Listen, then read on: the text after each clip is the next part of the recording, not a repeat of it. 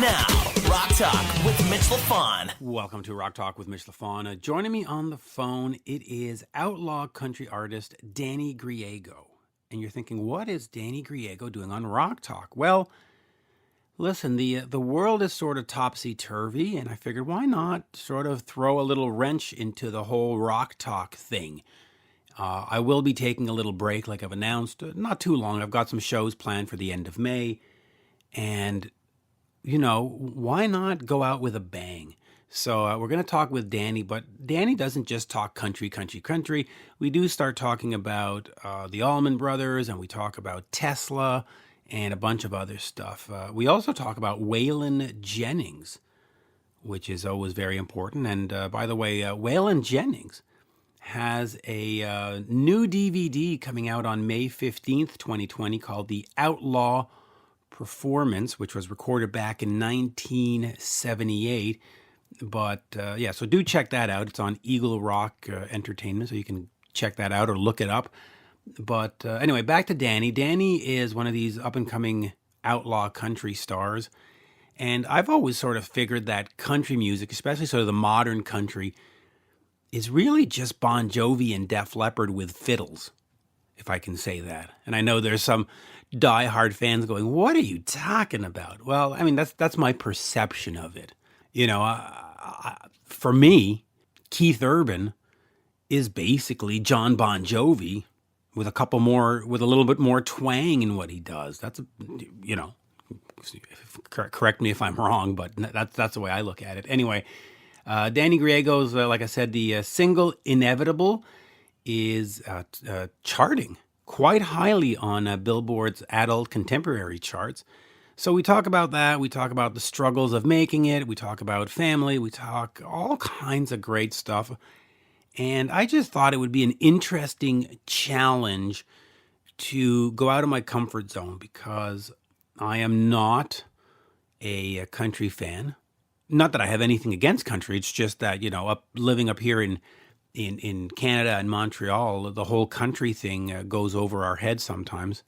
And I'm a rock guy, so I don't look up albums by Keith Urban, though I did see a show of his a few years ago, and it was terrific. I mean, the energy was unbelievable. But that said, I'm a rock guy, and so when this was presented to me about, hey, do you want to interview this guy? I was like, all right, that could be a bit of a challenge. And in this, you know, COVID-19 lockdown world, I figured, okay, I've got time to research. I've got time to sit around and figure out who this guy is and make a compelling interview. And so I did. And as a listener, I can tell you, you know, don't expect me to change the whole show and do outlaw country from now on. That's not going to happen. But I think every so often a curveball can be interesting. And well, certainly interesting for me in the sense that it has to sharpen my skills. You know, at some point, it's real easy to interview Poison and Warrant and Def Leppard, and, you know, they all sort of have a similar story, and they all sort of, you know, move around in a similar shark pool, if you want. This is definitely on the outside, so give it a listen. I do think he's an exceptionally nice guy. This Danny Griego was just so kind, so thoughtful, and he's a hard-working schmo, you know, like most of us. And I think with that kind of pedigree, there's a simpatico that can go on, you know, a hard-working schmo versus hard-working schmo. That's me and him that I'm describing right there. So here we are. Without further ado, it is inevitable that we listen to this interview with outlaw country artist Danny Griego. We are speaking with outlaw country superstar Danny Griego, and I know some of you are thinking, well, what is Danny doing on a rock show? Well, folks, you're going to find out. As we say in Montreal, bonjour, Danny. How are you? Bonjour. I'd like a dozen Timbits with a grande double-double. Yeah, well, you know what? There is a Tim Hortons not too far from me. We should head over. It's quality food, but just wanted to congratulate you on your song Inevitable. It is in Billboard's Hot AC charts at number 25 as we speak. Probably going to be up to number 10 by the time I air this next week. Congratulations on that, by the way. Thank you very much. I appreciate it. A lot of work. Yeah, so we're going to get in all... A lot of God's grace. Oh, absolutely. So we're going to get into all of that, but let me just start off with Billboard charts, because when you look at the charts and you look what it's been doing to rock music recently, there's not a lot on it, but how important is it for an artist to be on a Billboard chart? Well, there's really only two charts that anybody takes seriously from what I understand. That's Billboard and Mediabase. So I think it's kind of a credibility issue because it's some kind of a mark, a line that you achieve, and at least you're, as they say, I'm running with the big dogs up there. I'm the only person on that chart you haven't heard of. Well, we're going to change that, and we're going to introduce you to a whole new rock base. Now, the one thing that we spoke about before we hit record was how inevitable, in a sense, tips the hat to Tom Petty. Talk to me a little bit about that, and what was it about Tom Petty that interested you? Wow, Tom Petty. I mean, what an unsung hero, Talk about a guy that just did it his way. And I think that's what I respected, One of my big heroes is Waylon Jennings, which I'd like to talk to you about later on. But Waylon said there's always one more way to do things, and that's your way. And that's what Tom Petty did, And I was working on Inevitable when he passed away, and that song was just totally a Tom Petty vibe, and I was just I wished I would have been able to get it out on the charts sooner. It would have been nice to be able to say, hey, the hero on this song is Tom Petty while he was still hanging out here, Yeah, that would be great. So talk to me a little bit about how outlaw music and rock music really aren't that different, because you look at some of the bands that I grew up on, including Bon Jovi, who's gone out and done rock records, and then you look at Keith Urban, and Keith Urban, quite frankly, is Bon Jovi, but with a couple of fiddles put in. Talk to me about how that music is not. It really is. I mean, I was watching some Keith Urban last night. It happened to come on TV, and I started watching it, and I'm going, that's basically a Def Leppard song, but with some fiddle in it. Like, what? How is this? Yeah. How is this very different? So, talk to me about how the genres really aren't that different, and how do you approach music making? Well, back in the day, I guess I'll regress a little bit. When I started listening to music and cutting my teeth on everything, I went way back. I started listening to my heroes. So I was listening to Jimmy Rogers and Lefty Frizzell and Hank Sr., and they were listening to the blues men of the Delta Blues, and that's why they're not so different. So when Hank Sr. came out, he really touched the vein with the working class because he was that working class kind of hero guy. But his influence was from a guy named T-Tot, who's a black blues player. And so, just like rock and roll, our roots come from the same place. They come from those Delta blues players, and that's American. That's an Americana movement thing. So, like I did the last duet in the can with my hero Waylon Jennings, and the song is called At The Crossroads, and we're planning on coming out with it in July. And that song is about not selling your soul to the devil. And we went down. It's about an offer that I had a long time ago. But we went down to the Delta Blues to Mississippi and shot that thing, and got to see where it all came from right there at the crossroads where Muddy Waters lived. Yeah, Muddy Waters. There you go. Now, so all right. So let's talk to me about Waylon Jennings. I mean, even as a rock fan or a pop fan, there are some bands or some names that just sort of cross all the borders and all the genres. I mean, you can be a Metallica fan, but you'll have heard of Dolly Parton. You can be a Bon Jovi fan, and you'll hear about Willie Nelson. And Waylon Jennings is one of those guys that it's just bigger than a music scene. Talk to me about working with him and that single that you're putting out. Yeah, bigger than life. Well, man, I was writing with Hank Cochran at the time, and in Red Lane and Max D. Barnes, some big heroes. And one day, when I first got to Nashville, I put down a demo tape. They had me, Richie Albright. Well, I had a deal with Giant, okay, and it was on the table. And the attorney asked me, is there anybody else that you have any interviews with? And I said, yeah, I'm supposed to meet with a cat named Richie Albright. He goes, Richie Albright, man, can this meeting be over? And he told me about Richie. And he told me, Richie is the real deal. He won't catch you up in this whole grind that's the Nashville cookie cutter thing. If you work with him, you'll be doing real stuff. And I went and met with him, and Richie put me in a booth right off the bat, man. He picked me up in an old beat-up Ford pickup truck and took me to a George Clinton studio, of all places. And they stuck me in a booth, and the first song I laid down was the thing I wrote about that deal called At The Crossroads. And months later, Waylon Jennings was listening to a demo tape that Richie had pitched him on another artist to see if he wanted to cut it, and he didn't like the song.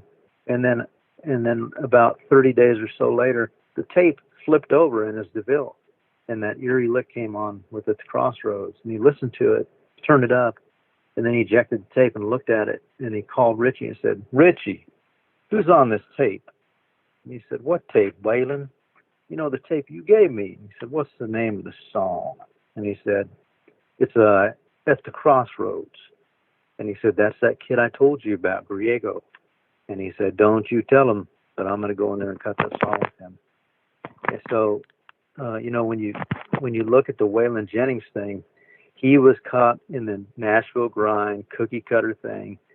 Chet Atkins, great producer, but just stamping out songs, just like whatever works, Nashville runs to. That's what they go to. So right now it's really, really pop, and it's got a lot of R&B influence in it, rap. And at the time, it was really, really pop.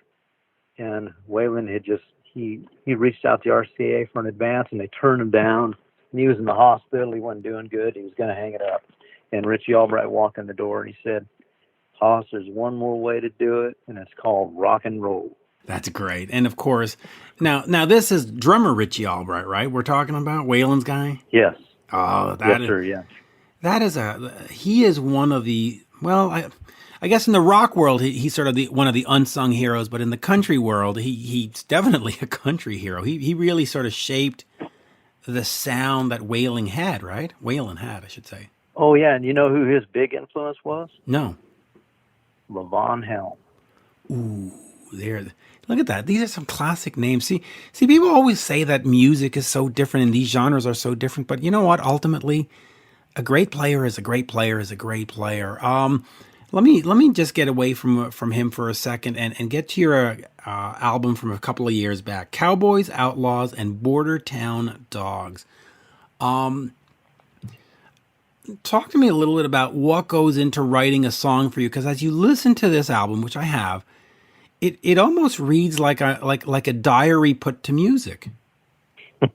Yeah, it is. That was a tough time in my life. I'd hit rock bottom, and a buddy of mine called me up, and actually the guy that introduced me to Billy Joe Shaver, actually Waylon introduced me to Billy Joe Shaver, but this guy Nels Nemela, we were going to a Waylon thing out in Leapers Fork, Tennessee, and he put me in his Cadillac with Billy Joe. And Billy Joe, we were riding home from the deal, and Billy Joe and I have been hanging out with Reggie Young, another rock icon from the Memphis blues scene that has been on like 68 of my cuts. I've just been surrounded by my heroes for a long time. So I was rolling home with Billy Joe Shaver, and he turns around and he goes, "Hey man, Nels tells me you're a pretty good songwriter." And he grabbed this little Martin guitar from the front, one of those 3/4 size, and hands it back through the back seat. And he goes, "Play me some." So I'm like, wow, here I've got to play something to Billy Joe Shaver. So I played this song I wrote with Red Lane called "Feeling Like a Three-Legged Border Town Mexican Dog." And Red and I wrote that down in Mexico. I got a place down there. And Billy Joe said, "Man, that song's a hit." And he said, "Would you mind if I cut that song?" And I'm like, that's like God's right hand asking if you can cut something. I'm like, Hoss, you can do anything you want. And then I got back to him about a month later and said, "Man, could I cut it with you? Could we do a duet on it?" And I'd be honored. And he said, "Absolutely." So actually, we're re-releasing that song right now as we speak in Texas. We're going after Texas country with it. Oh, really? All right. on the Outlaw side. But Yeah. I gotta ask you this because there's one song on there that is just an absolute classic for every reason. The right ones and the wrong ones. It's perfect. It's called "I Think She Only Likes Me for My Willie." Now that just saying it, for crying out loud, puts a smile on my face. And if you go to YouTube, there's all kinds of different videos and stuff. Come on, talk to me about that one. That is a great song, and anyway, just tell me the story about "I Think She Only Likes Me for My Willie." Man, that was written by Paul Overstreet, who just written some wonderful, wonderful songs. Big George Strait cuts. Let me tell you a secret about our Father's love. So don't get all judgmental on Paul Overstreet for this song, man, because he's working for the man. Okay, so anyway, he wrote that with Roy Lafitte. And I was working with another artist who co-produced my top 10 Billboard hit, "The Coast is Clear," that went number 9 on Billboard.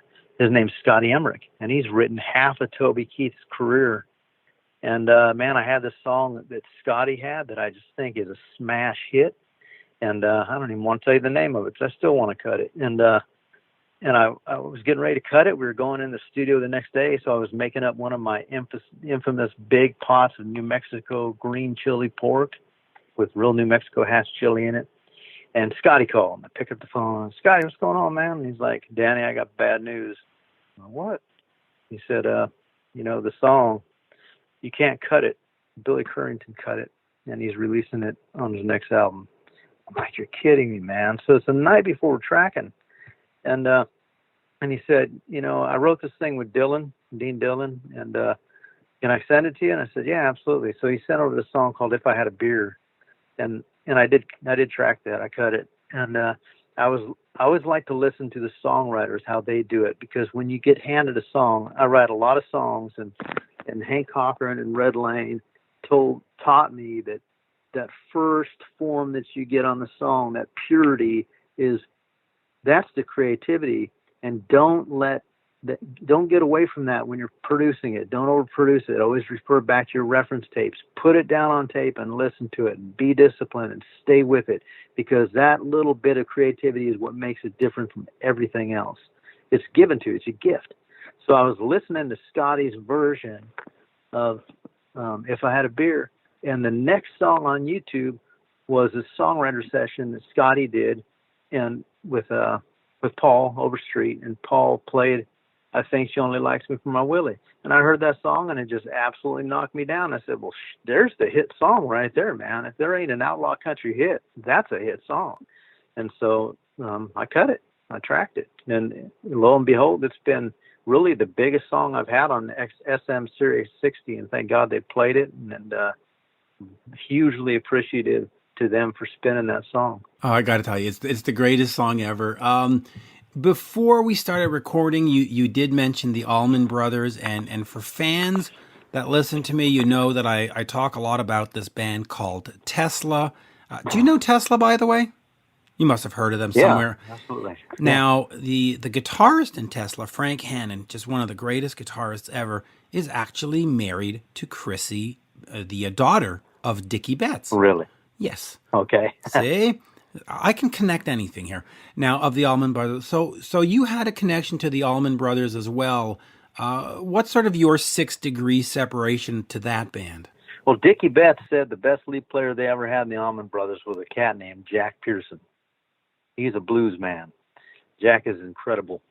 And when we were cutting this thing, Give It To Me Straight, and we did this, I cut a Dylan song called Everything Is Broken, and did a blues version on it. And I did a thing called When It All Goes South. And of course the Tom Petty thing, Inevitable. And when I tracked those things, I wanted that blues cat on this album. So I called up Jack Pearson.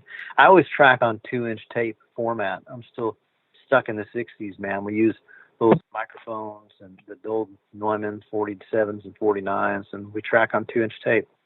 We're not doing the Pro Tools thing. It's kind of a what you hear is what you get more thing. We're tracking old school with the whole band in the room, just like they did in the 60s. So it's more expensive to do it that way, but I think it's real. And 2-inch tape is real. It's a real recording. It's not X's and O's that are translation. So anyway, I'm off on a tangent, but we had Jack Pearson in there tracking with us, and the guy is just a absolute virtuoso rock and roll and blues monster. And he did every song we lay down. He did it in one take. He didn't fix anything. The guy's amazing. Wow. Well, okay. Let me just quickly ask you, since you brought up the 2-inch tape, because that really is old school. Do you then?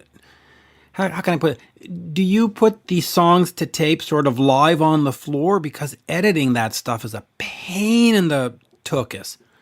Well, yeah, we transfer to Pro Tools, so we record. We go down on 2-inch, and we do everything on 2-inch. And I do my vocals on 2-inch, and then we go and do our mix in Pro Tools. Okay, so that makes it a lot easier to work with, because to think of somebody with a razor blade and tape in 2020, you're like, oh wow, that is going old school. But all right, there you go. Just real quick. Well, there's an album that I did called Destination a few years back. It really wasn't that long ago, and that song was all done on 2-inch, the whole thing, the whole project. There's an artist named Greg Kane. He was running sound for Waylon Jennings, and he recorded that thing on 2-inch and literally pulled out the razor blade when we needed edits, and did it old school. It was really interesting to watch him, because not many people even know how to work in that medium anymore at all. No, it's fact, a lot. This project, I bought a 2-inch machine because they wanted so much money to rent one. I went out and bought one, refurbished it, and it was a fraction of the cost. Wow, I can imagine. And believe it or not, by the way, Destination is already 13 years old. Came out in 2007. So, yeah. And there's one of the songs on my album is called Lightning Wheels, and it says "Time is a train on lightning wheels." Boy, that intro, I don't know what it is. But I will finish with this, because of course we do know that Inevitable is out now and charting, and the duet with Waylon Jennings, At The Crossroads, comes out later in June.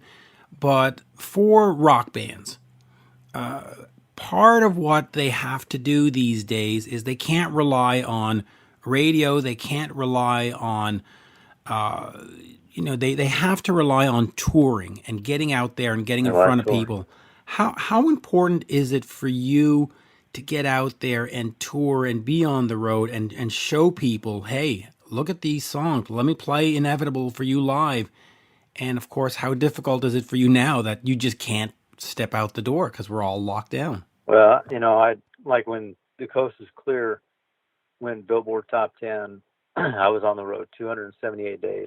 I've got a 54-foot Peterbilt stretch truck that's turned into a coach. And I was on that coach 278 days when that record went north. And when things get hot and we're up and running, I pretty much live out there, man. I live out there on the road. We have production trucks, and we're dragging our equipment with us everywhere. And sometimes we're doing NHRA shows on tour. But it's extremely important. You got to get, especially in Texas, man. It's still, the fan base is still pretty old school out there, and they like to go to the shows, and they like to have the interactions with the artist, and it's all a real thing. So this lockdown has just killed us. I've had 15 shows shut down, which is probably a lot less than a lot of artists, but that was my bread and butter, coming into the bread and butter shows, and the big shows like South by Southwest and some of the bigger things that we do, and some dates in California and dates in Texas and Arizona, and everything just got shut down. So that's where it is now. It's pretty tough. It's a tough market, and one of the problems is that when all this stuff goes away, and it will, we're not going to be in lockdown for 30 years. The problem is, are fans going to come back right away? There's a lot of folks that are unemployed and won't be able to afford entertainment, whether it's a baseball game, a football game, or a Danny Griego concert. And then a lot of the venues, the smaller venues, they might not weather this storm and they might not reopen. So it's just going to be very, very weird when we get going again, It is a scary deal, I think that everybody out there, I know that there's guys that are into survival, and I guess I'm one of them. I hunt for my food and catch my food and that kind of thing. But we really need to be out there helping each other and yes, have a spirit of survival, but don't give it up at the expense of a spirit of giving. I think we need to support each other and use common sense that the Lord gave you, and don't be wasteful and conserve your resources. There's like all my band members are out of work right now, and the people that I employ, and we're small businessmen, and think about just the thousands of small businessmen across the world that are just shut down that might not even get up going again. This thing has really, really hurt our economy. And, I think I kind of above the standpoint that we shouldn't shut down the whole economy. There's other things that are just as dangerous out there. And I understand being safe and washing your hands and everything like that, but I think it's gone a little bit awry. I think I'm kind of really worried that we can recover from the virus, but recovering from the economic collapses could be far more serious. Yeah, that is going to be something that's going to be a tough one, because we always talk about the deficit, and in Canada and in the States, I mean, we've added billions over here. You've added trillions. At what point does it just break the camel's back? And it's anyway, who knows, right? It's going to be a tough one. But on that, Danny, just wanted to say thank you so much. It's an absolute pleasure. This was interesting for me because, like I said, I'm a rock guy. So to stretch out and get a different perspective was absolutely fascinating for me. Merci beaucoup, as we say in Montreal.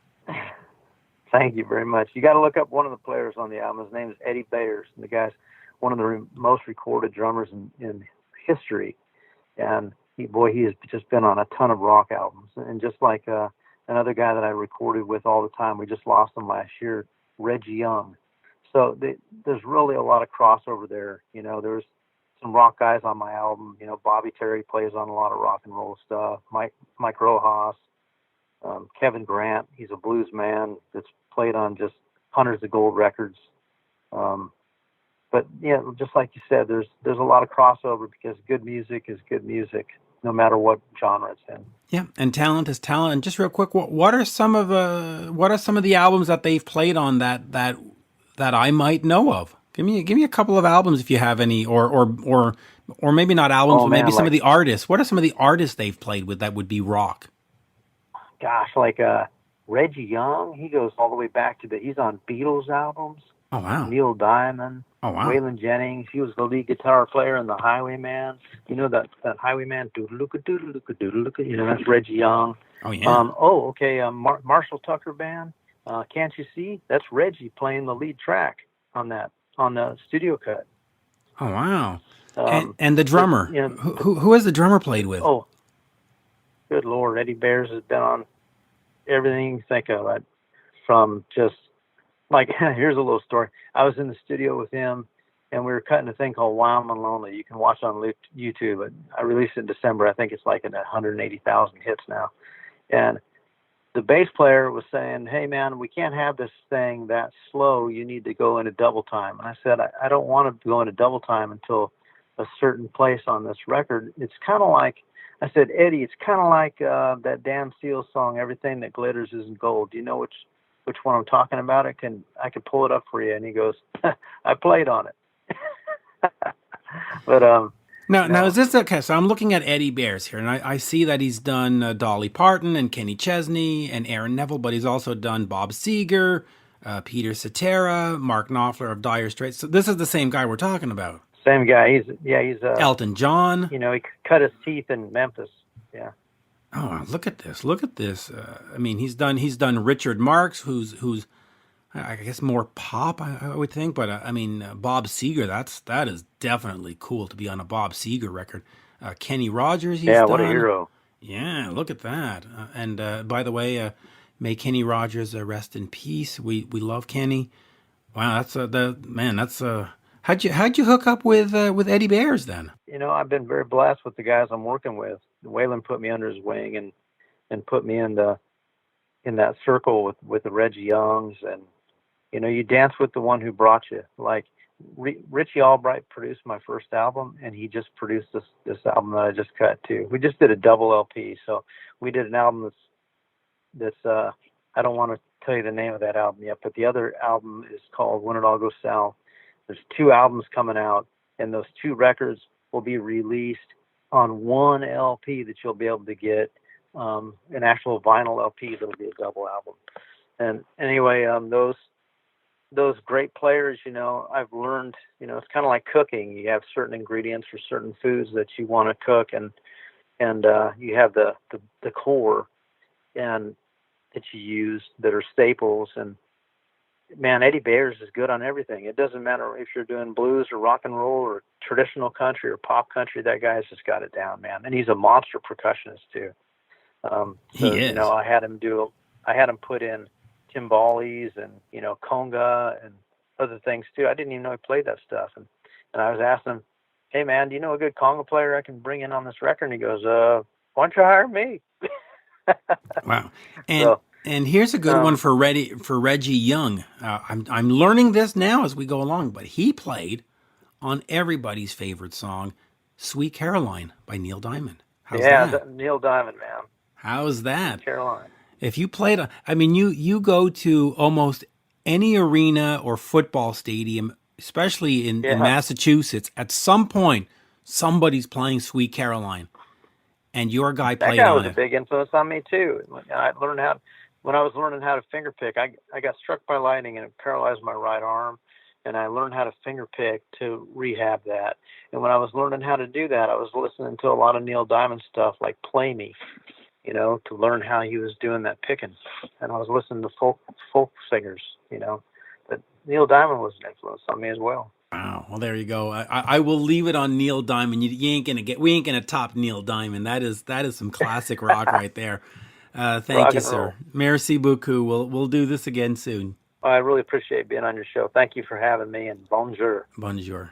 This has been Rock Talk with Mitch Lafon. For more exclusive content and interviews, subscribe on iHeartRadio, Spotify, Apple Podcasts, on YouTube, and many more. Follow Mitch on all the socials, especially Twitter, at Mitch Lafon, and on Instagram, at Mitch_Lafon. Get your Mitch merch now at loudtracks.com/Mitch.